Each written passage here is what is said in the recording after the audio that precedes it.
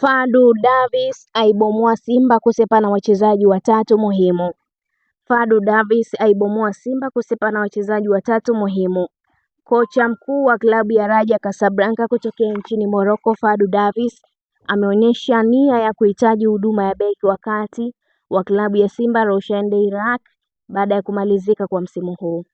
Kwa upande wa miliki wa mchezaji huyo anaonekana yupo tayari kwa dili hilo, huku akiweka wazi kuwa Simba yupo kwa mkopo wa mwaka mmoja tu ambao hauna kipengele cha kuongeza.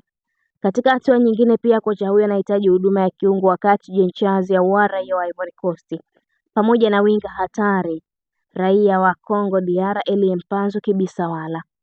Wachezaji hao inaonekana kuwa itakuwa rahisi kuwang'oa Simba Sport kwa kuwa kocha huyo ameanza kuijenga vizuri Raja Casablanca na wanatamani watimize matakwa yake. Ifahamike kuwa Fadlu Davis amejiunga na Raja Casablanca mwanzoni mwa msimu huu kutoka katika klabu ya Simba Sport ambako alitimka mapema tu.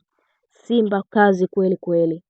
Na hii ni Malkia wa Soka, endelea kutufuatilia, usisahau kulike, kushare, kucomment pamoja na kusubscribe channel yetu ili uendelee kufurahia taarifa zetu mbalimbali.